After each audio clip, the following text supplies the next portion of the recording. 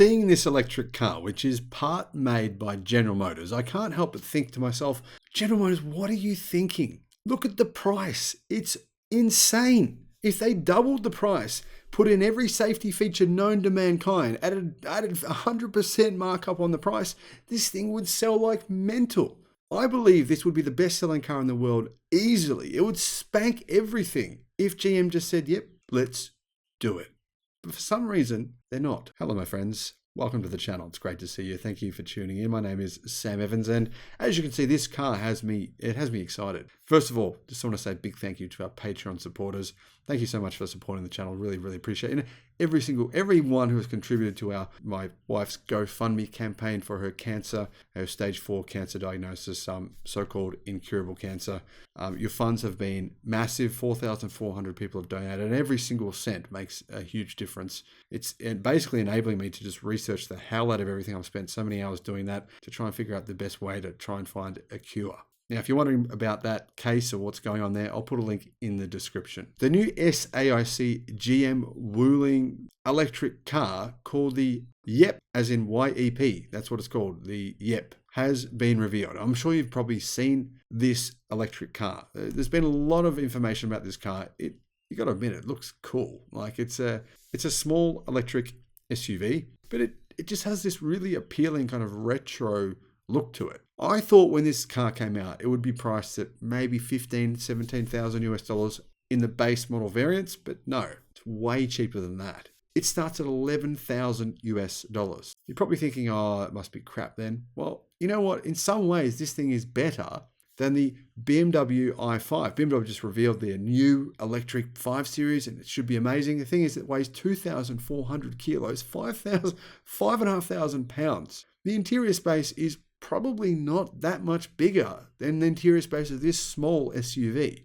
And it has this GM-based electric car has one big advantage of that BMW 5 Series. It's a ground-up EV. It has no compromises. This is the kind of product and the kind of price you can actually sell a vehicle if you focus on making it from the ground up. You really focus on, hey, how do we make this an EV from the start, from the first little design sketch, everything we do, and we make it a really compelling product. And for the price, it's incredibly compelling. The YEP comes in 2 versions. The cheaper version is $11,000 US. The more expensive version is, well, a massive $13,000 US.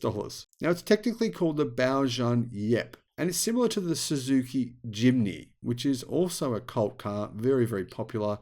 GM, SAIC, and Wuling have said this car uses a square box design language to target the needs of younger customers.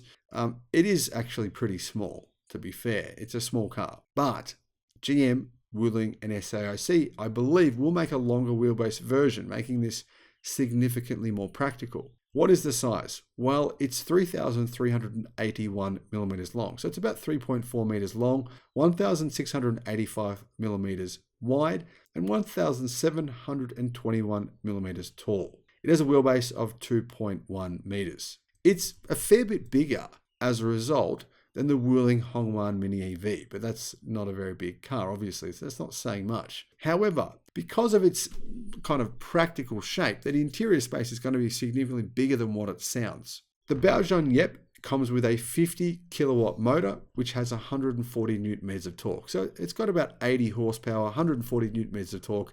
That's more than enough for this car in this size. It's also very light. What's the range? Well, with that $11,000 price, you do have a little bit of a compromise. It's a smaller battery pack. It's a 28 kilowatt hour battery pack with a CLTC range of 303 kilometers. So that's probably an EPA range of about 250 kilometers and about 160 miles in that sort of area. The company says it has fast charging. Wouldn't be very fast. We don't know exactly what that charging is. It'll charge from 30 to 80% in 35 minutes. And yeah, as you can see, it doesn't charge all that quickly because it's a small pack. So if it takes that long to charge, I'm going to guess the DC fast charging is probably 70 kilowatt charging speeds. So the more expensive model that costs $13,000 US comes with an intelligent driving system. And that intelligent driving system, it's meant to be like ADAS features. So automated driving to some degree. And I think it could actually be pretty good because it was manufactured by the automotive division of drone manufacturer DJI, which have a very good name. They make excellent drones. The system is based on SAIC General Motors and Wuling's Emotion Engine concept. It focuses on urban mobility scenarios, says the company. I don't know what that means, but apparently it's not bad. Now, cnevpost.com says this. The Ling Z intelligent driving system takes advantage of DJI's technological strengths in the field of binocular cameras and is based on the latter's algorithms in the field of vision perception and experience in vision perception system for drones. So it's actually a lot like what Tesla is doing with its version of full self-driving, which works on vision only, the same as this car. It's the same principle and the same concept, which is actually very different to what General Motors are doing with Cruise and their division, which uses obviously geofenced self-driving, a lot like Waymo's system, quite different to what DJI and Tesla are doing, which is just using neural networks to train a vision-only system. There is actually going to be a pickup truck version of this car as well. As you can imagine, the bed length would be pretty short, not real big, but that's kind of a funky idea to be able to choose between the SUV version and the pickup truck version. Now, keep in mind that this concept of car has changed for the company. What I mean by that is the Wuling Hongwan Mini EV has a longer wheelbase version as well. So I think more than likely they'll make this as well in a longer wheelbase version. As I said, if you were selling these for say $25,000 in the United States, which is more than double the price that they cost in China, I think General Motors could sell as many as they could possibly make. But in Europe, it would sell even better. These sort of small cars sell really well in Europe in particular. I don't really understand why General Motors wouldn't use that strategy. Like, why would they not just say, yeah, sure, okay, we're going to have to change the car somewhat. So what? I mean, we can add 50% markup. Even after we've made the changes, we can still make a profit selling these. I think General Motors should do this. What do you think?